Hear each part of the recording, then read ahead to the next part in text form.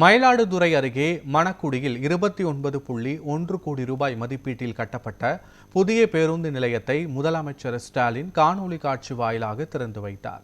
மயிலாடுதுறையில் இது தொடர்பான நிகழ்ச்சியில் அமைச்சர் மெய்யநாதன், மாவட்ட ஆட்சியர் உள்ளிட்டோர் பங்கேற்றனர்.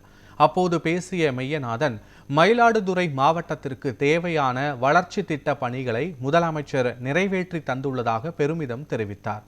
கடலோர மீனவ கிராம மக்களுக்கு 1500 கோடி ரூபாய் மதிப்பீட்டிலான திட்டங்கள் செயல்படுத்தப்பட்டுள்ளதாகவும் அவர் கூறினார்.